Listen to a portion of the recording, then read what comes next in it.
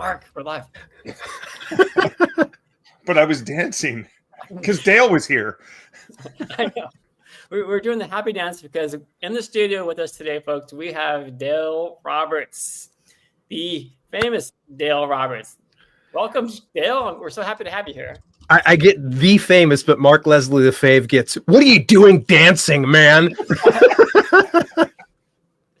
That's just how it goes. So everybody, welcome to Self-Publishing Insiders. I'm Jim Azevedo. You guys know me. We got Mark Leslie the Fave in house with us today too. Well, I heard Dale was here. I couldn't resist wanting to jump in on the conversation, particularly since I heard it was Black Shirt Day for folks at Drafted Digital. Yeah, Black Shirt Day for sure. Goes well with orange, black, Halloween. I mean, it's Halloween Eve, all September, right? Maybe one of these other shirts will work. They're all orange. So I feel like Dale is one of the people in the indie publishing community who doesn't need much of an introduction, but I always have to remind myself that there are a lot of people coming into the community all the time, every single day. So for those of you who don't know Dale, Dale is a fixture in the indie community. He has been offering support, advice, expertise, training, and coaching. Is it like a decade now, Dale? Is it longer than a decade now that you've been doing this? Oh, yeah. Well, over 11 years. Over 11 years. I've been on YouTube for over 9 now. Yeah, so that's just amazing. So you have literally helped thousands and thousands of authors get to that next level of success. So I want to recognize that. Dale's YouTube channel it's a destination. You should all bookmark it, and I'll share the link here for you in just a moment. But news, Dale is on top of news like this. He knows what's going on at all of the different service providers, the retailers, you name it, he's on top of it. And he shares that. He's got well over 100,000 subscribers now, which is amazing.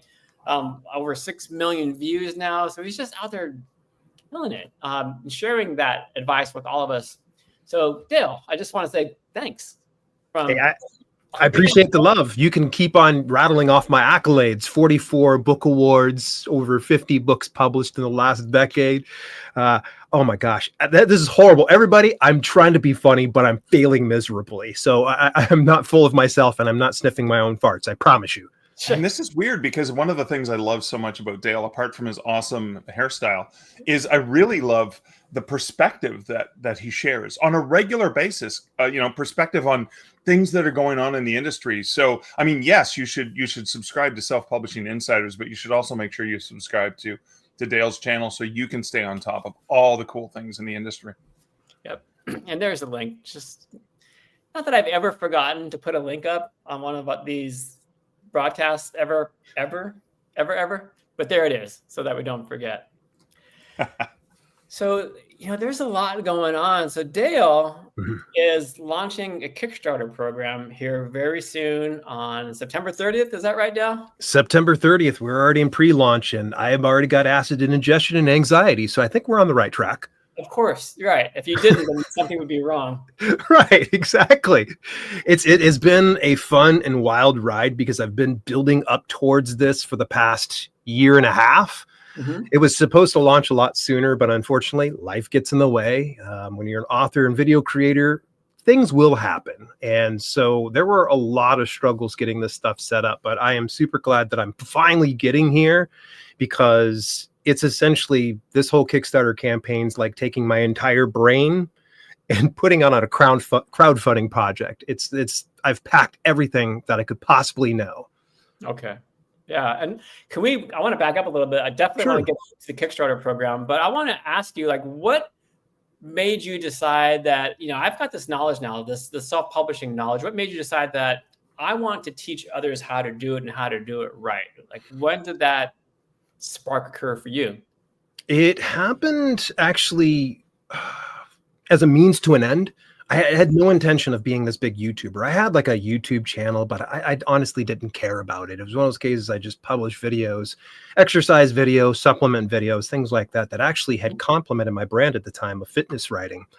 But I got really good success in early 2016, and that brought me onto 2 different YouTube channels.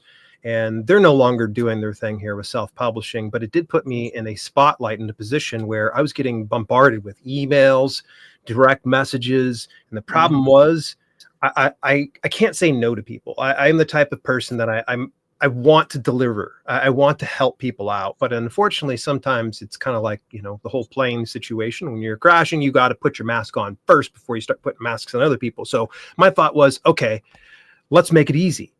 There's a lot of common questions people are going to ask. So let me shoot a video. So that way, next time someone asks me that same question, I'll go, oh, I did that in this video. So I was just doing this to clear out my inbox and to clear out my DMs and still help people. And it wasn't about a year later into doing the whole YouTube thing that I was just like, this thing has legs. This is something I really like. In fact, it became so much so that I became obsessed with learning about self-publishing, and in parallel to that, learning about YouTube and how to deliver the best type of experience to grow my subscriber base, to grow my revenue. And yeah, it was like June 2017, literally, like there was a switch. Just it clicked in me, and I was just like, that's it. I'm doing this. Yeah. And so I literally just said to my fitness brand, you're going to wait. And as I was waiting, that fitness brand just started dying because I started really embracing the whole idea of learning self-publishing, because I'm going to be in this business forever. I'm not one of those YouTubers that's going to flex my paychecks and be like, you look at my Lambo.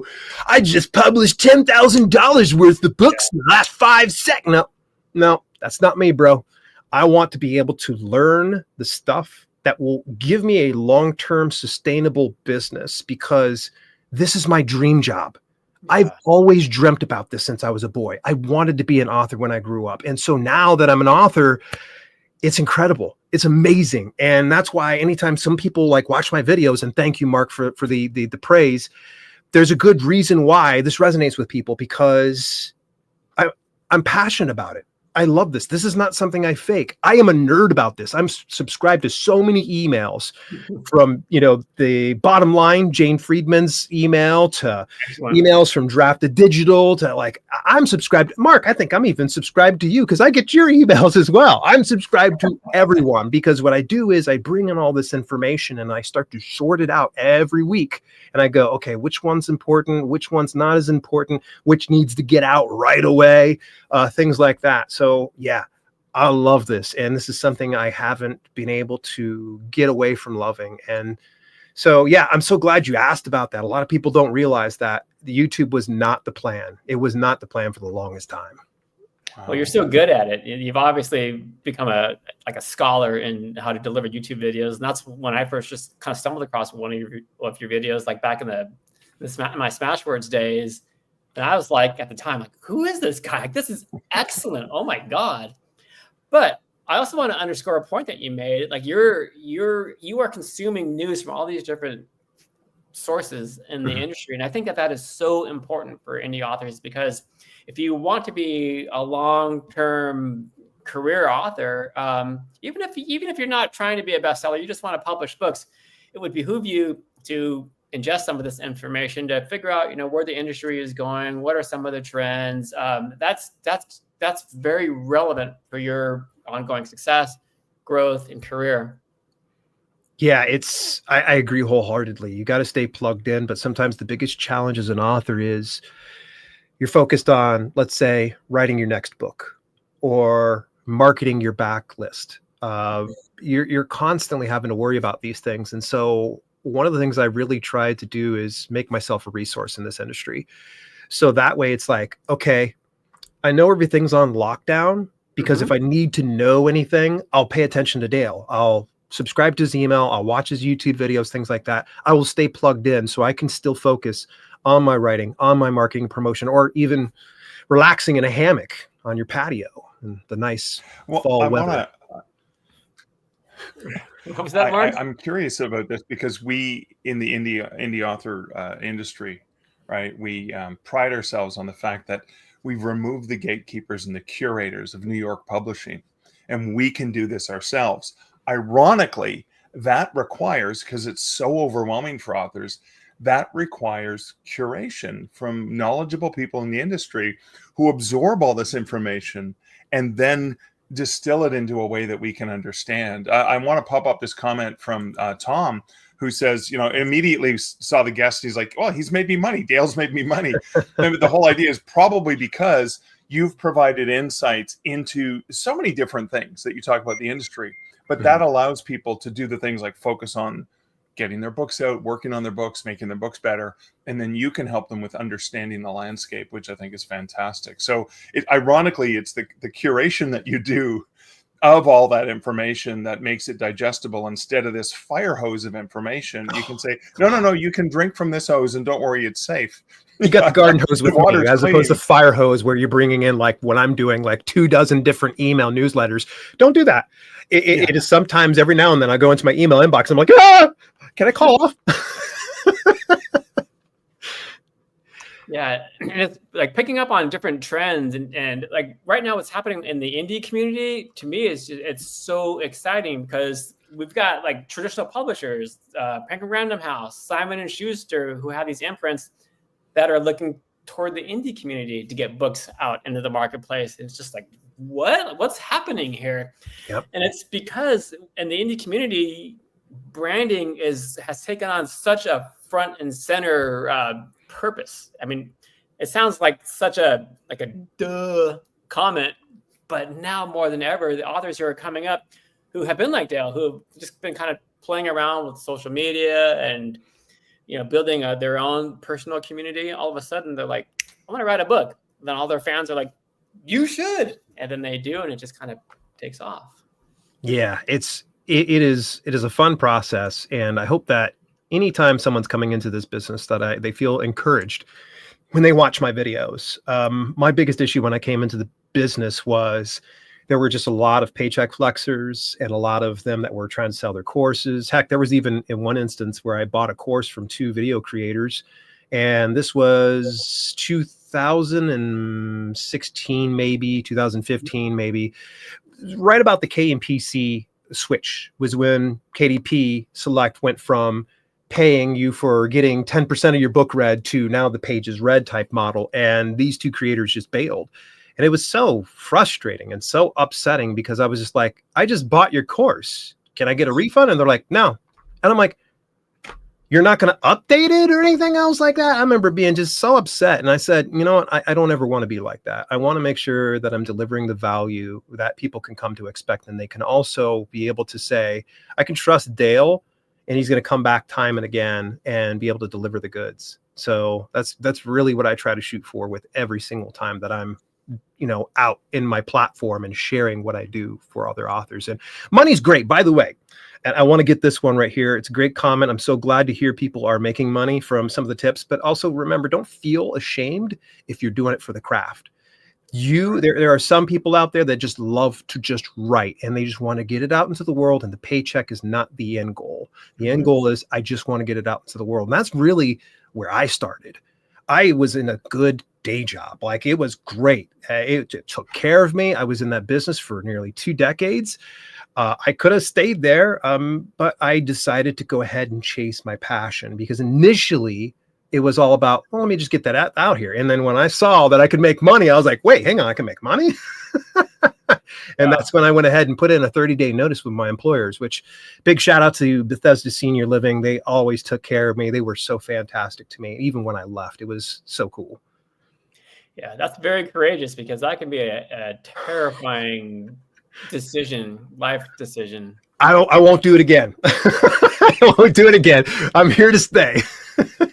Yeah, when I left the tech industry to come into publishing back in 2011, I was terrified because like you, I spent almost 2 decades in tech, and I was like, oh, like all of that networking that you've built up over the years and all those people and connections and expertise. And you're like, yeah, I'm just going to switch industries, not just switch jobs, but switch industries. Wow. Yeah. So what was that like for you, Mark? Because I know that you've had many of those pivotal moments.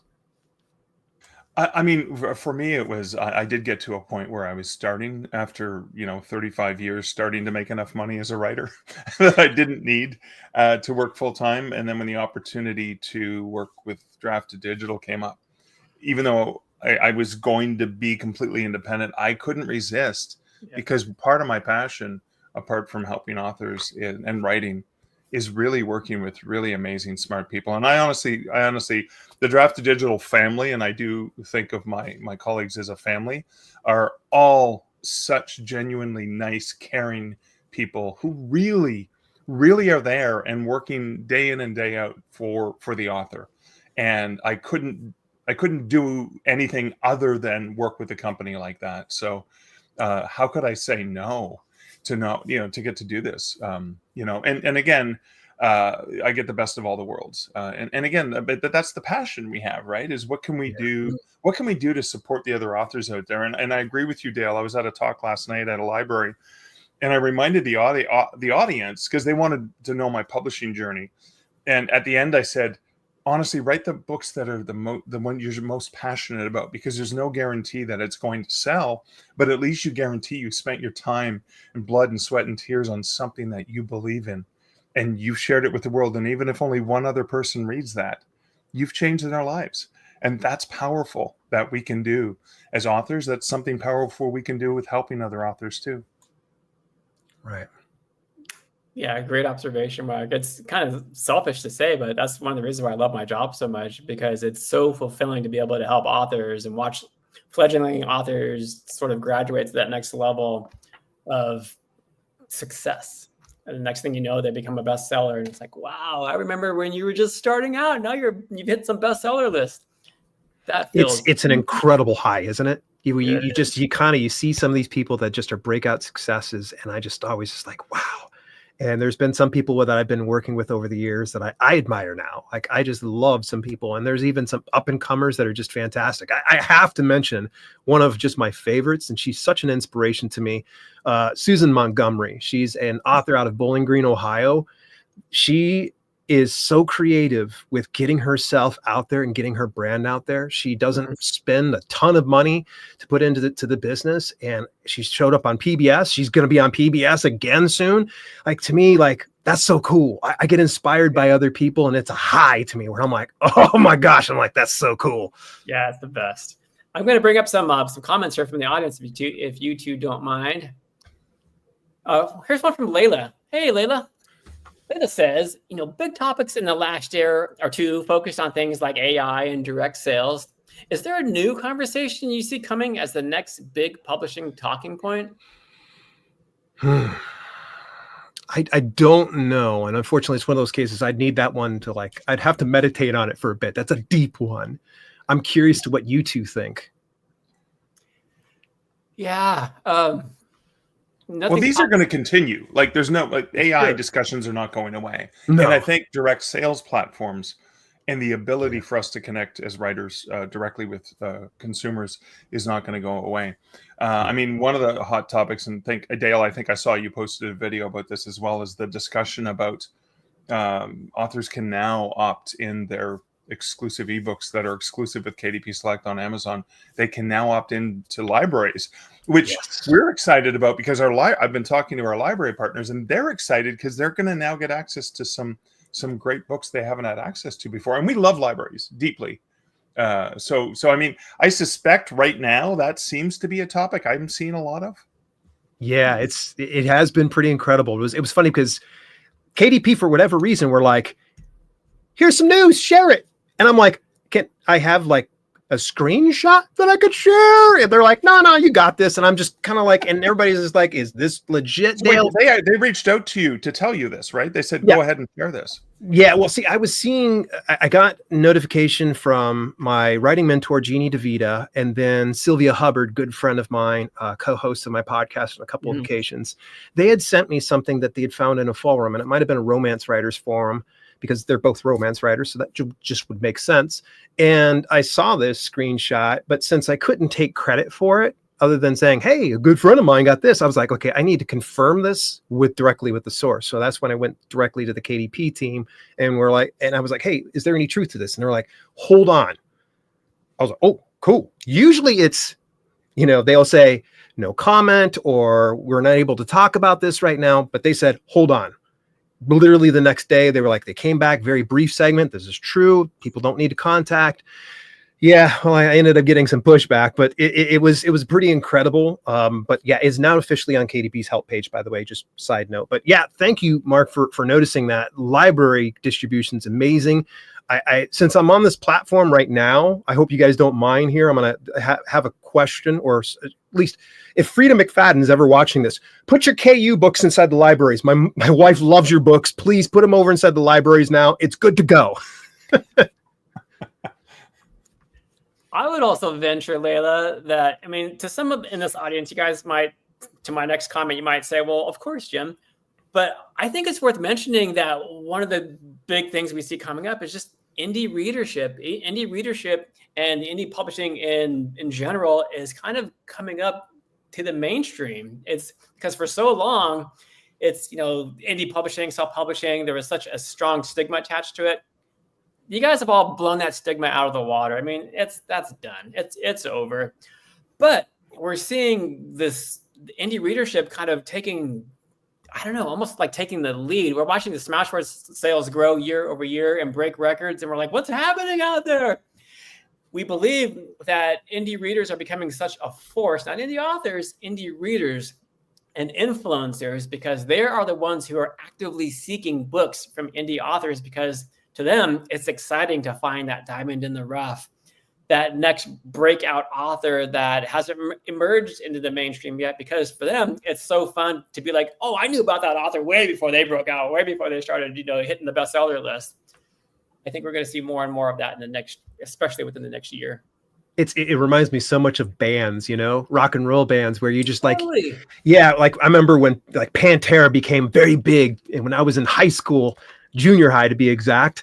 And I remember I was like, this is my band. This is my band. And then all of a sudden they became like everybody's band. I'm like, oh, come on now. But I still like Pantera nonetheless. Of course. And Nirvana, when Nirvana broke, I'm like, yeah, these guys, not just a raw sound, they're gonna be the death knell of hair bands, and they were. Yep. We can talk about music. Three music heads here. Hair bands in this conversation, though. That's the one thing we can't talk about. Yeah, exactly. We're mildly offended.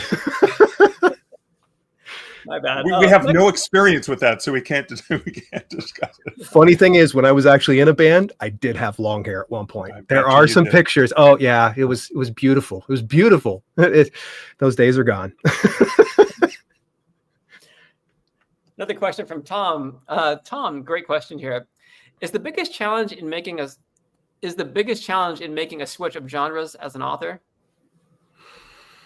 Yeah, that can be very challenging. At least it has been for me, because the problem is, since I wear so many hats, I'm a video creator and I'm an author, I have to pick and choose. I can't be doing multi-genre. I know, Mark, you kill it with doing multi-genre. You're really good at it. But I do notice that you usually focus a lot on your fiction. So that was what I have been aiming to do, is pivoting over into fiction. So this whole build-up, this whole Kickstarter campaign and everything else actually is leading up to, as soon as that Kickstarter campaign's done, I'm a full-time fiction author. I'm going to be 100% focused on sci-fi horror fiction, no longer focused on nonfiction. No new nonfiction books, I should say. I will update my books. I'm not a crazy person. But yeah, it can be very challenging switching that, or trying to even balance it as a multi-genre author. I'd be curious, though, to know what Mark thinks about being a multi-genre author. What was it like for you to pivot from one to the next? Was it a challenge? Sure. Can I ask you a follow-up question before I ramble? Yeah. Are you going to be doing the science fiction and the horror? And I'm so excited to read those, by the way, as a reader of those genres. Are you going to be doing those under the same pseudonym, or are you going to be adjusting like D.L. Roberts or something like that? I was originally going to stay to Dale L. Roberts, but I feel almost like I want to sound more pretentious and have my name be Dale Lewis Roberts. It feels right. So a slight tweak, so that when I see Dale L. Roberts, I'm getting author stuff. And when I see Dale Lewis Roberts, or Louis? Yep, Lewis. Okay. Louis not bad, I guess. People might not pronounce it unless they hear the audiobook version. But so then I know I'm getting my fiction, right? And I see authors do that. I do that, right? So that A lot of the stuff, I've got true ghost story books that are traditionally published. I've got urban fantasy and horror that's self-published. And I've always used Mark Leslie because no one can ever spell or pronounce Mark Lefebvre. Well, Mark is okay, but Lefebvre is a challenge for a lot of people. And so I didn't release my first book for authors till I think 2017, because again, like you, people had these questions for me and I was just answering the same questions over and over again. I thought, well, people like to learn different ways. Why don't I just put this into a book so it's easy for them to access? And I did those and I didn't want to use Mark Lefebvre because again, that's a hard name to spell, but throughout my industry experience since 1992, people knew me as Mark Lefebvre, the book guy, or from Kobo, or from Mark II Digital, or whatever the nickname I've been given because no one wants to pronounce my last name. And so I did adopt Mark Leslie Lefebvre for all my books for writers. And I've co-authored with Maddie Dalrymple and Joanna Penn as well, using that pseudonym. And that's one of the ways I do the distinction. But now I ran into trouble a few years ago when I started doing humorous movie trivia books under Mark Leslie, because Mark Leslie was the creepy, scary, ghosty urban fantasy guy, and now all of a sudden he's got humorous 80s movie trivia books under the same name, and I was like, but I went with it only because I thought, well, here's the trick, Tom. When you switch genre, even if you use the same name, so long as the cover and the marketing copy for your book is very clear that this is a humorous trivia book about an 80s movie or this one's urban fantasy, like you should be able to tell. Those cues should be there in the metadata, and that can be the challenge right there, I think. Yeah, good comments, guys. Next comment from Devin. Hi, Devin. Hey, Devin. Devin says, the best part for indie authors is experimenting to find out what works for you and your genre. I found my group thanks to DDD and Dale's books for author. Absolutely 100% experimentation. What do you guys say to experimentation? I bet you've never experimented, Dale or Mark. All the time. All the time. I still continue to experiment. Heck, this recent book launch for email marketing for authors, I've had to experiment because I was like, I got to get this book out. And this is not my normal launch, so I need to figure something out. And so, yeah, there's tons of experimenting.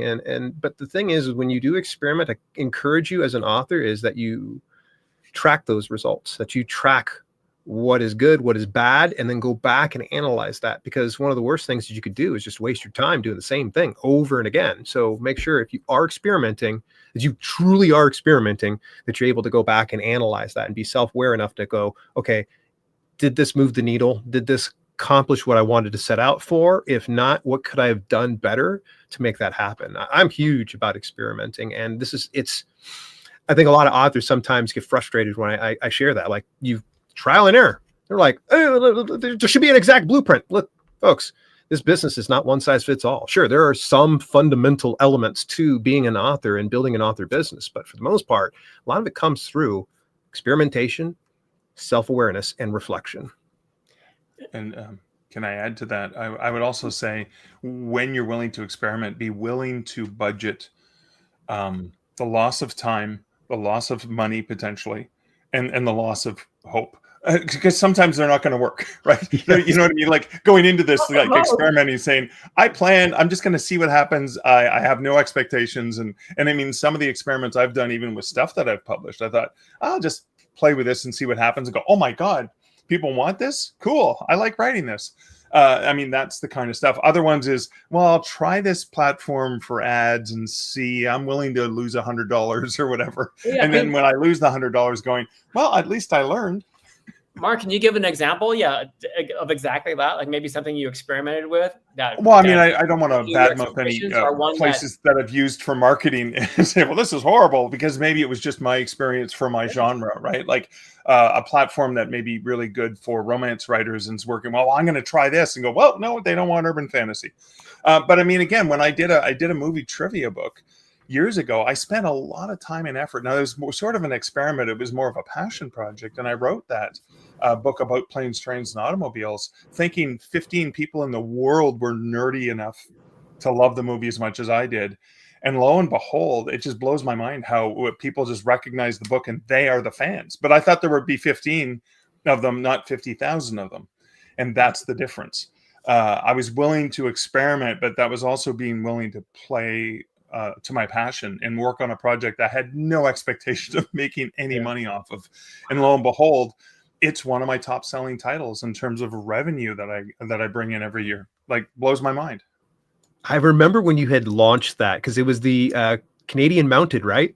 It has the front cover from the actual movie itself. Yeah, the one John Candy's reading in the movie. It's the same cover. Right? Yes, and it's supposed to be, it looks like it's an erotica cover, but oh my gosh, that was genius when I saw that you had published that. I was like, oh my gosh, somebody else likes planes, trains, and automobiles like me. I guess apparently we're in the Bald Men's Club, but we're also in that club too, right? That's it. Yeah. It's part of the prerequisite. You have to watch Planes, Trains, and Automobiles at least 24 times to join. A year. Yeah, exactly. I remember in the early days with Smashwords, circa, I don't know, sometime, I believe it was before 2011, when one of our authors, she had she was a pioneer, and I think it was R.L. Mathewson. And one of her first book covers, it was just a cover with like a plain blue background with a title. And you couldn't instantly tell, like, is this fiction? Is this nonfiction? But it was getting like 5-star reviews. And then I think a year went by, maybe more than that, updated the cover, New York Times bestseller list, because people could see instantly, like, okay, this is what this is about. I like this stuff. It's for me. I'm going to go purchase it. So experimenting is the key, because it's one of those key benefits out there for authors. That's one of the reasons behind why indie publishing took off in the first place, because it comes down to that control. Oh yeah, you all have. Okay, I want to make sure I don't miss any comments and questions here. I want to eventually pivot to talk about your Kickstarter some more, Dale, what it's all about, but I also want to make sure I don't miss any questions here. I'm having a gas right now. So Kickstarter, folks, you can look it up, dalelinks.com/Kickstarter. There you go. Okay. But while Jim's looking up the questions, so what you have is, it looks like you've sort of taken is it a best of approach? Is it sort of these revised penultimate editions? Like, tell us a little bit about that. So yeah, it's going into this Kickstarter campaign. I'm launching the 2nd edition of my Amazon self-publisher series.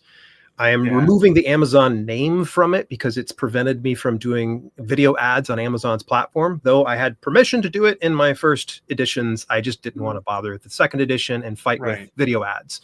So I removed that, and they're getting a complete overhaul. They're being rewritten, reformatted, everything else like that, specifically for this campaign. And it will not be found anywhere else for right now. Probably going into 2026, I'll launch those final 3 books. But right now, if you want it, you got to get over the Kickstarter campaign. But I've been a huge fan of Kickstarter. You know, I've backed some of yours, Mark. Love it. I've backed a number of Joanna Penn. She's great. There's so many really cool people. And I just was like, you know what, let me give this a shot. I feel like this is a great opportunity to deliver something absolutely special, because this month marks the 5-year anniversary of launching that series, the Amazon self-publisher series. Wow. So it's getting a complete new coat. We didn't even get you a cake or anything. Yeah, I know. What gives? What gives, man? There's some cake backstage. All right. Yeah. Excellent. I knew there was something in the green room. I ran so fast in here. I forgot to check. But yeah, getting the Kickstarter up, and some people would make the argument like, well, Dale, what if I bought any of the things before? And that's so cool. That's fantastic. But it's not going to be just these final 3 books. It's going to be my entire 12-book series for self-publishing with Dale, available in exclusive hardcover, gold foiled, sprayed edges edition. And I think we're working on possibly one of the bookmarks where you can have it attached into the spine. I love that. Joe's done a few of those. Yeah. I'm excited about it. There's so many other things, because I'm working with a mutual friend of ours. I'm sure you guys know who Dana Clare is. Dana Clare over at The Influence. She does gorgeous books. Yeah. Well, she's her team has been working with me. They have been so patient. We've been, pretty much working with each other nonstop since May to make sure that this thing is taking off and it's doing really good. So the books aren't the only thing that's available. It will be the last time I will be doing any coaching, any consults. Wow. And a lot of people want to know, like, Dale, you're so good at it and things like that's great. Just because I'm good at something doesn't mean it fulfills me ultimately. But I do know that there's demand. So I didn't want to just go, deuce out, I'm done, everybody. I wanted to give one last opportunity. If you want to do the group coaching with me, if you want to do one-on-one consultations, it will be available only through there. It's just, coaching's great. It is fulfilling, but I have to tell you that I am a man on a mission, and I plan on becoming one of the best sci-fi horror writers in the next decade. And that's not me just sitting here. Confidence is definitely something, maybe a little cocky, sure, but I plan on trying to be the absolute best in sci-fi horror. Sounds like passion to me. Well, let's. Oh, you're going to ask a question, because I was gonna do a follow up on that, which is that value of making that statement. Like, remember JFK said, by the end of the decade, we will put a man on the moon, and like having that goal. Those goals are important to set, right? Yeah, it is. I have dreamt about this since I was a boy, and I get slightly emotional from time to time because I'm now approaching 49 years old here next week, and you're a kid. Yeah, I'm still a kid. I used to spend my time around senior citizens. I've been called a kid all my life, I feel like. But when I was a boy, the one true escape I had was books, and when I discovered I loved reading, I then wanted to write. And Stephen King was the person that just inspired me. I'd read all his books. And this is a teenager reading things like, the Tommyknockers and The Stand and these dense books. But I just loved it and inspired me. And I started writing my own stuff. And I said, I'm going to grow up and I'm going to become a famous fiction author. I was determined to do that. And even my mother she said I wanted to be a self-published author as well. She said that I wanted to publish my own books. I was like, oh, okay. I don't remember that part, but I do recall yearning to do that. And life got in the way. I went to college. I became very disenfranchised because I discovered I wasn't that great of a writer and I needed a lot of work. And unfortunately, my ego wasn't ready for that at the time. Mm-hmm. And it took a couple of decades until I was in my late 30s that I just took this gamble, that I went ahead and I said, I want to write a book, and I go ahead and publish the book. And then all of a sudden I see it's got success. And of course, we already covered that whole origin story earlier. Yeah, it's kind of like anything. You just have to jump into it and do it and learn what you're doing wrong or what you're doing right, and then concentrate on. It's almost like sculpting that career, sculpting that craft. Yeah, it truly is, for sure. Okay, comment here from Positive Movement. He says, in his new book, Email Marketing for Authors, what are the key strategies Dale recommends for authors to effectively build and leverage a mailing list? Ooh, man, that's going to be hard. There's a good reason why I wrote a whole book about it. I would say key strategies is going to be always assume that nobody's heard about your email list. Always assume that nobody's heard about it.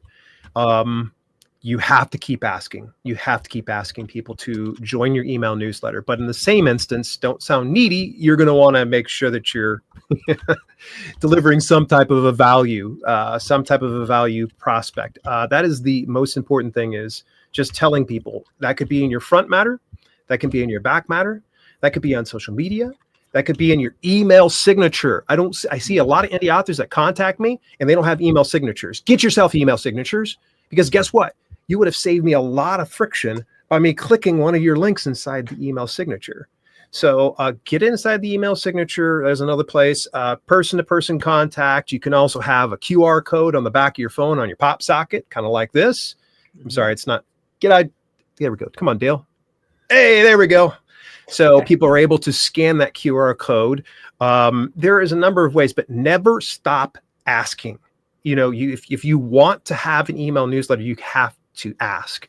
And there are many other principles we can kind of lean on, like you need a reader magnet and things like that. But I think that's going to complicate things, and we'll probably be here for the next 5 hours with me bloviating about it. Okay, that's good. I appreciate the comment, Positive Thank Movement. You so much, Positive Movement. I appreciate it. Yeah. Next question from our own Alyssa, who says, did I hear Kickstarter? Can you talk a little bit about what that is like? Is it worth giving a shot for little indies like me who have way less following? Yes, absolutely it is. But be prepared to put in the work, because you can't just expect to go ahead and put up a Kickstarter campaign and have everybody just shower money upon you. So you have to get out there and do the work. Good friend of mine, Shannon SD Houston. She's, by the way, fantastic YouTube channel. Go over, check her out. She does live broadcasts, but Shannon has done 2 successful Kickstarter campaigns, and she would admittedly tell you that she does not have a massive following to pull from. She was able to just bootstrap her way into that. So I will tell you, though, that woman worked her face off for that Kickstarter to be successful. And I'm immensely proud of her and everything that she did. But with that being said, absolutely, don't think of yourself being too little, because you might have something to offer to the world that it doesn't already have. And sure, one could make the argument, well, let me go ahead and publish my book over on Amazon KDP or Draft to Digital. Well, that's great. But here's the really cool thing about Kickstarter campaigns. There's no middleman.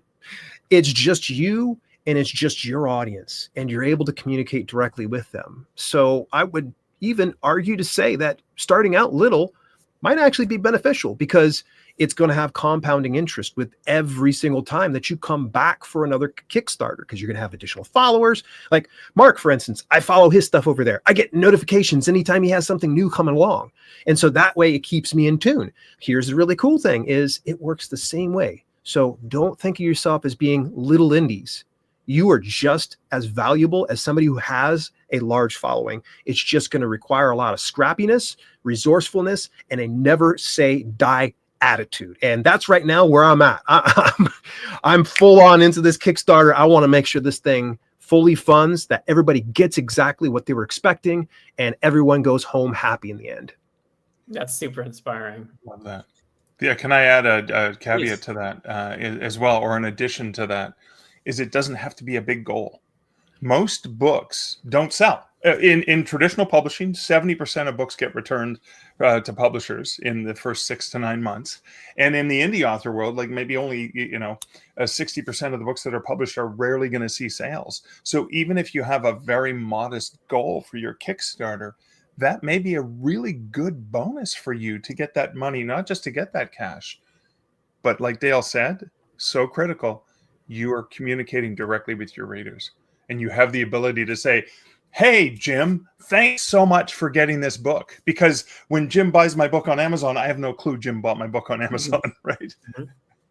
Yeah, you have to have this general catch-all, like, thank you to everyone, whereas opposed you have this direct relationship and you're able to say thank you. And Mark, by the way, if anybody's ever curious, look up Mark's previous Kickstarters. You can look up Joanna Penn, Brian Cohen. There are a number, Russell Nolte. Go look at theirs. Cross, yeah, and you'll get some good examples to get you started out, and that will help you, inspire you, and move you forward. And I just would say that just don't give up.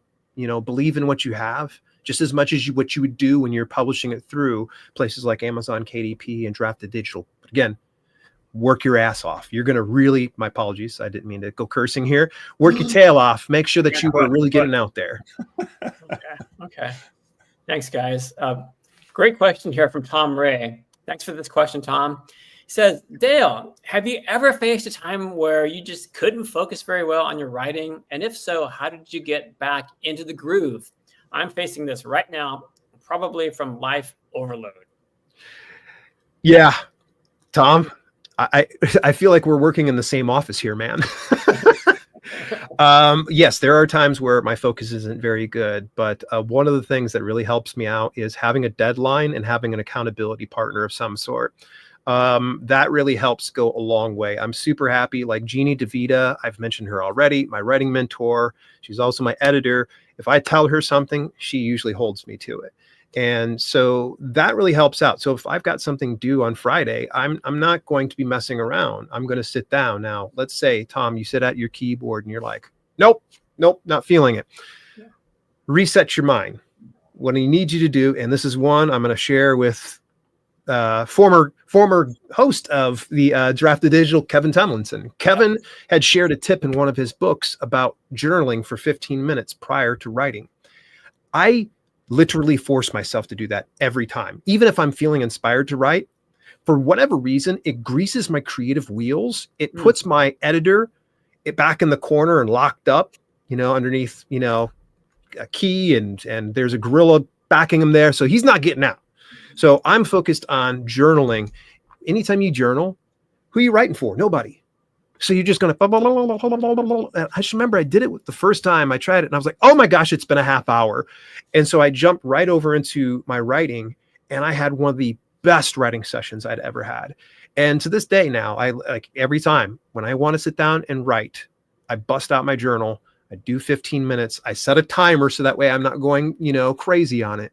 And then I go immediately into my writing, and it almost every time works. Now, in the event that you come and you hit that and you go, oh, you hit a bit of a block, what I would recommend is take a step back. I know this is not for everybody, and this is not me trying to push anything upon you, but meditation is wonderful. It does wonders for me. I meditate twice per day from anywhere from 15 minutes to 30 minutes at a time. What it does is it's what I always tell my wife, it resets my brain. It gets it to where sometimes it just like a hard reboot, and I get up, and after I've done about 15 to 30 minutes, I come back in, and I swear to you, it does. And if you do that, by the way, if you put it with the journaling and meditation, oh, get out. You'll be able to do it. But Tom, give yourself some credit. If you've even done a sentence or a paragraph or even a page or even half of a book, give yourself some credit. One of the worst things you can do is continue to beat yourself up. It's almost like Jim, Mark, I'm sure you guys have had this where you try to go to sleep at night and you go, oh, I got to get up at 9 a.m. Oh gosh, I need to get some sleep. It's 2 a.m. I got to get up at 9 a.m. It's 5 a.m. I got to get up at 9 a.m. And you haven't slept after a while. So you got to give yourself. Were you at my house last night hearing me mumble that every day? The bags under my eyes. Yeah. So give yourself a little bit of lenience. I don't know, Mark, how do you feel? How do you reset yourself when you sit down? Or is that one of those cases where you're a faucet? You just turn it on and turn it off? No, I don't meditate as much. I shift tasks, right? I squirrel to another task. And sometimes that's the distraction I need to reset my brain. Yeah. That's awesome. The journaling comment, that's really interesting because like if you think about athletics and Olympic athletes or NFL players or just, any athlete out there, their coaches are always telling them you have to warm up before this performance. You have to stretch. You have to get those muscles warm. And then you go do the performance. Yeah. So writing parody lyrics does it for me. That's a great way to shift my mindset, and it's nice and short. It's like a no wonder you're so good at that. I'd always wondered. I do a lot of them, and very few of them make it to prime time. But that's what I'll often do. I'll just switch to that because it's fun and goofy, and then I lose that seriousness that was blocking me. I'm going to try that. You guys good to go for a few more minutes, or we're at time? But I'm good to go. Yeah, I'm set. I'm yours. All right. I want to get to some more questions here. Thank you to the audience here for your comments and your questions. I love this stuff. Another question from Devin. She asked, a question for Dale. Do you recommend your style of links page, or is something as simple as a link tree good enough? There are many of those that you can go out there to do for the link and bios. I'm not getting paid to say this by any stretch, and I don't even pay for the stuff. Linktree. I use Linktree myself, and it has been very beneficial. Actually, it's funny that I could create other like Linktree, like link and bio type things through, I think Story Origins got it available. There's something available through another service that I have, like a ton of that, but for whatever, Linktree has always just worked for me, so I just have never changed it. Free. I just do the free option, and it has been more than sufficient. Just make sure that, Devin, you go through and audit those links every now and then, because I think that I checked mine a couple of weeks ago, and I was like, oh, hang on, I'm not doing that anymore. I was like, it was a giveaway, and I'm like, that giveaway was finished a long time ago, and I was like, whoopsie doodle. Hey, before I forget, I want to make sure that I share your YouTube channel link with everybody. Oh, thank you. That's the one, right, Dale? That's it. Yep. Or at Dale L. Roberts, or if you look up on YouTube, at Self-Pub with Dale is my podcast. So podcast is where I get the hot and breaking news. Yeah, and you're on it day in and day out. I try. So I always recommend people subscribe to Publishers Weekly Daily, subscribe to Joanna Penn's podcast, subscribe to Jane Friedman's newsletter. Now you do a weekly news digest as well. Is that correct? On Tuesdays, is it? Tuesday mornings. And originally I stopped it about a few weeks ago just so I could focus on this Kickstarter campaign. I used to record all of my audio podcast on Monday evenings, and people would come in and watch and take part in it. It was really cool after I was done recording the anchor episode, which would be like something completely different from the news. I would just chat with everybody and kind of do a little bit of a reset. And then like the last 10 to 20 minutes, I would do the news segment, and then I would just clip it at the end of the live. So it launched on a Tuesday. That's no longer the case. I've put everything kind of on hold. And so now the news segment is not live. I sit down, I put all the information together. I fully script the news, and I go ahead, record it Tuesday morning and pump it right on out. So that way, when you guys are getting news on a Tuesday morning, it's as hot as it can be. Like there's not going to be anything missed whatsoever, which it sucks because on the Monday nights when I would do it, sometimes news would roll out Monday right after I'm done doing the news thing, and that fires out. And I'm like, that's the problem with breaking news. Yeah. I get like a text. Oh, thanks, Jim. I appreciate you telling me just now. Sorry, man. So I want to remind everybody, please take a moment and go check out Dale's Kickstarter campaign. There's a link for you again, dalelinks.com/final3. Yes. And oh, by the way, hit the notification button, folks. It goes a long way. It really helps out. And as well, you're going to get notified about the early bird perks. And the team over at Influence are not pulling any punches. They're going to be really rolling out some incredible things. I don't want to say anything just yet because I want to be a little bit of a surprise, but hit that notify. It's free and it does not obligate you to backing the campaign. If for some reason you see it and you say, oh, this is turds, just unfollow me. That's just that simple. Although hopefully you don't say it's turds. I would hurt my feelings, but I'm sure it's going to be awesome stuff. Knowing your work from, past books, past podcasts, past episodes in your YouTube channel, I'm sure it's going to be awesome. Yeah, it's the books that are being put out right now. Of course, a lot of people are aware of. It's won multiple book awards, all the way from self-publishing for new authors up to bestseller book launch plan. Each one of those books have received at least one book award in some capacity. So I wish I could pay off judges to give me number one every single time, but apparently they only want my entry fees and not my bribe. So there's that. Man. Totally joking, by the way, folks. You guys can see Mark's laughing, all right? Everybody's going to be, he bribes judges? I didn't know you could do that. Yeah, exactly. Yes. If Mark's ever a judge, here's a good idea, everybody. He likes Rush and he likes comedy. There you go. And craft beer. So you're good. And draft beer. That's right. Yes, craft beer for sure. I forgot about that. What was I thinking? All right. Well, we've unfortunately come to time here. I have to let people go and get back to their day jobs and whatnot. If you've been watching this show, we appreciate you showing up week in and week out. And then welcome to those of you who are new to the channel. We really appreciate you guys joining in here. If you could do us a favor and share this episode, comment on it, and subscribe to the channel. It helps us attract guests like Dale L. Roberts to the show week in and week out. If you want to see what our next topic is going to be and what our next who our next guest is going to be, you can bookmark d2dlive.com. If you bookmark that page, then you can go there anytime you like to see what we have cooking, what's coming up. And finally, if you are investigating self-publishing, maybe for the first time, did you know you can go to draftdigital.com and sign up for a free account today? Mark, Dave, hopefully I'm still here. I saw that my image just popped off the screen for me here for a second. You froze for a second, but you're good. You're good. Nice, gonna mess with us, yeah. Just kidding. We'll see how many live viewers stay here if we all froze. Like performance art. We're out of here. Thank you guys for your time. I really, really appreciate it. I know you're both very, very busy people. To our viewers out there, again, thank you all for joining us here week in and week out. We so appreciate your time. We're going to sign off for now. We hope to see you all here again back next week. Take care, everybody. Ebooks are great, but there's just something about having your words in print. Something you can hold in your hands, put on a shelf, sign for a reader. That's why we created D2D Print, a print-on-demand service that was built for you. We have free, beautiful templates to give your book a pro look, and we can even convert your ebook cover into a full wraparound cover for print. So many options for you and your books. And you can get started right now at draftdigital.com.